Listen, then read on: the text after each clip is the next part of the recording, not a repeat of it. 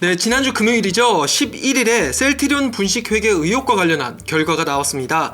이 금융당국이 혐의가 없다면서 결론을 내렸는데 고의성 여부는 인정되지 않고 한국거래소의 상장 적격성 실질심사 사유에도 해당되지 않는 것으로 나왔습니다. 혐의에 대해 간략하게 설명을 드릴 필요가 있을 것 같은데, 이 셀트리온의 의약품을 셀트리온 헬스케어랑 셀트리온 제약이 납품하고 판매하는 이런 구조입니다.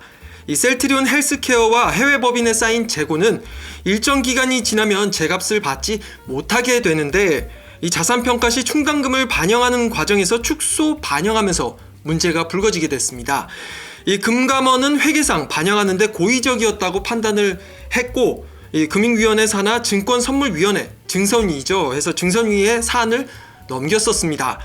이 4년여간 10차례 넘게 논의를 진행을 했었는데 이번에 결정이 이렇게 이루어지게 된 거고요. 사실 상패에 대한 우려는 크지 않았다는 게 시장의 전망이었습니다. 지난해 3월에 시젠이 분식회계 문제로 과징금 25억 원을 부과받았었는데, 하지만 거래 정지는 없었고요. 반면에 2018년에 고의적이었다고 판단된 이 삼성바이오로직스의 경우에는 26일간 거래가 정지되는 그런 사례도 있었습니다. 이 일각에선 3일, 삼정, 안진과 같은 대형 회계법인들과의 관계가 좀 얽혀 있는 데다가 2018년 12월이죠. 국정감사를 통해서 분식회계가 처음 의혹이 일면서 금감원 조사가 본격적으로 시작이 됐었는데, 이 4년이란 이례적인 긴 기간 동안 결론이 나지 않고 계속해서 논의가 이뤄진 점을 감안해 봐서 징계 수준이 제한적일 것이란 시각도 있었습니다. 어쨌든 주주들 입장에선 안도의 한숨을 내쉴 수 있는 상황이 됐는데, 아직 풀어야 할 숙제들은 남아있다고 볼 수 있겠습니다. 앞으로 셀트리온은 과징금에 대한 처벌과 함께 자체적으로 회계비용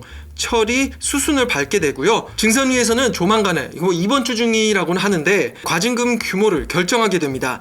이 과징금은 위반 금액의 최대 20%까지 부과를 할 수 있고요.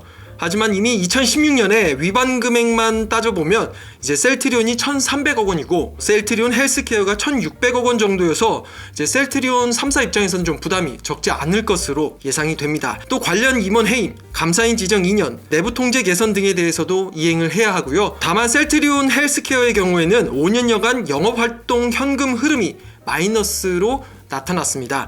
해가지고 재무구조 개편을 위한 명분으로 셀트리온이 구상하고 있는 3사 합병 시나리오도 가능성이 점쳐지고 있는 상황입니다. 이번 증선위 결과로 상장 폐지 리스크가 사라지면서 80만여 명에 달하는 주주들 입장에선 주가 상승에 대한 기대감이 점점 높아지고 있는 상황인데요. 실제로도 오늘 오전에 장이 열리자마자 셀트리온 3사의 주가가 4%에서 6%까지 오르면서 강세를 보이기도 했고요. 증권가에선 불확실성이 해소된 만큼 이 주가 반등이 좀 예상이 되고, 주가 반등 이후에는 합병 이슈와 펀더멘털 개선으로 추가 상승 가능성을 또 관전 포인트로 꼽기도 했습니다. 셀트리온은 오미크론 변이 확산으로 인한 코로나19 신속 항원 키트 매출 증가와 함께 램시마와 트룩시마, 또 허주마와 같은 주력 품목들이 있는데, 이 주력 품목들의 견조한 성장, 후속 라인업이 있죠.